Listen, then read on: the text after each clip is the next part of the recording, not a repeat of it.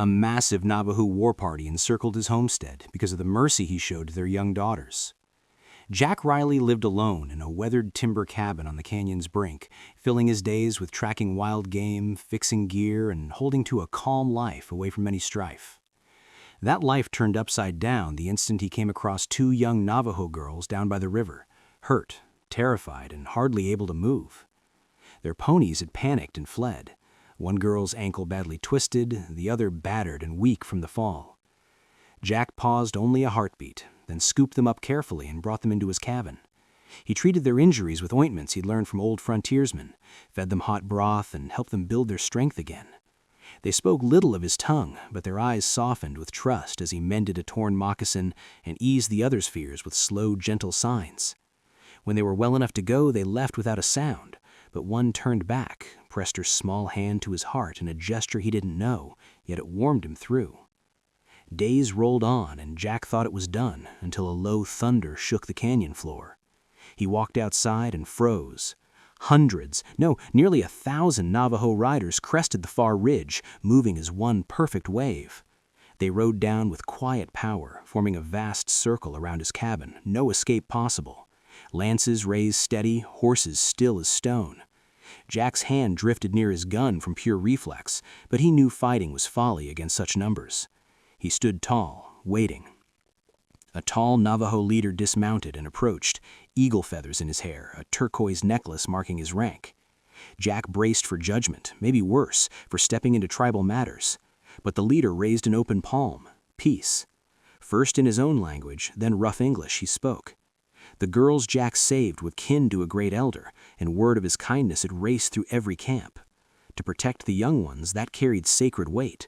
A man who helped with no demand for payment, that man walked in honor. The warriors around them stayed silent, watching as the leader's voice rang with respect. They hadn't come for blood, but to pay tribute, something rare for any outsider.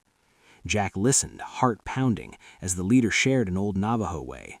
True goodness must be answered with true goodness. The girls had told how he cared for them softly, asked for nothing, stayed until they could stand. That spoke louder than words ever could. He swept an arm toward the sea of riders, explaining this great gathering was their way of saying no act of mercy goes unseen, especially not by their warriors. Jack felt the moment sink deep. What he'd done from simple human feeling had earned this mighty honor. Then the leader went on.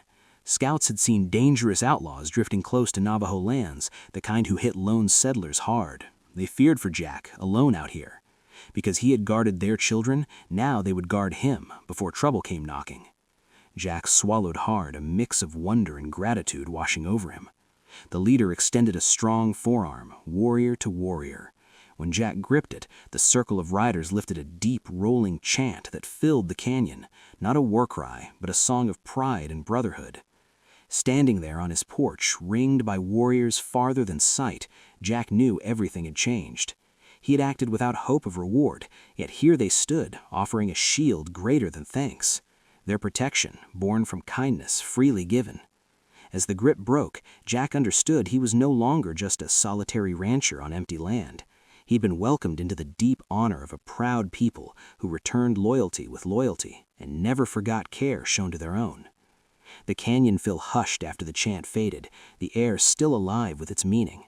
Then a leader stepped aside, and a revered elder forward on a painted horse, wrapped in a bright woven blanket, his presence quieting even the massive force. An interpreter came close, translating the elder's words.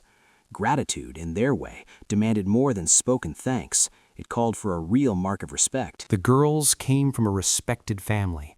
Their safe return had touched hearts across many villages. The elder offered Jack a polished silver medallion, etched with sacred Navajo symbols of protection, a token almost never given to outsiders.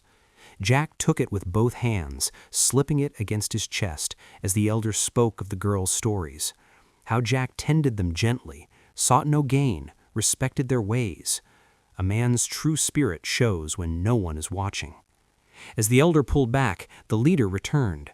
He reminded Jack of the double reason for this ride, tribute and defense. Scouts had confirmed ruthless bandits heading straight for the canyon, men who'd kill a lone man for his stock. To let harm reach Jack now would disgrace them. Several warriors stepped down, laying bundled gifts at Jack's feet: dried buffalo meat, ground corn, sharp trade knives, thick blankets, and a beautifully worked bow with arrows fletched in eagle feathers. Not simple presents, but signs he'd never face want alone. Before Jack could find words, a sharp scout's call cut the air from the ridge. The leader's eyes hardened. In seconds, the whole force shifted. Ponies tight, lances ready, riders flowing into battle lines like water. Jack stepped off his porch. "I'm standin' with you," he said quietly. The leader started to wave him back, then saw the steel in Jack's eyes, and nodded, placing him in a safe firing spot. Moments later, the outlaws burst from cover, expecting easy pickings. Instead, they slammed into a storm. The Navajo moved as one living thing, encircling, closing paths, striking swift and sure. Jack fired steady when needed, careful, honoring the leader's command. In minutes, the bandits broke, scattered, beaten. No wild cheers from the Navajo, just calm return to ranks, like brushing dust from a trail. The leader rode up close. "Those men won't come back," he said. Then softer, "Your compassion called this protection to your door." The great party began to ride out, disciplined lines fading across the canyon. Before the last vanished, the leader turned once more. "Watchers will stay on the high ridges, not to crowd you, but to keep danger far." Jack watched them go, loyalty forged not by force, but by shared honor. He touched the medallion under his shirt, felt its quiet weight. One moment of choosing kindness for two scared girls had bound him to something vast and lasting. From that dawn on, the canyon never felt empty. Jack knew silent guardians kept their vigil, honoring the rancher who'd shown heart to their daughters. And though he returned to his quiet days, he carried a new truth inside. A single act of true kindness can echo wide enough to bring 1,000 warriors riding at sunrise and change a man's life forever. Pause. Let that settle in your soul.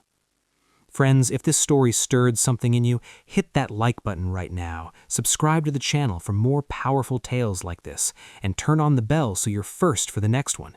Share this video with someone who needs to hear it today. And please, drop a comment below. What does this story teach us about kindness? How far do you think one good deed can reach?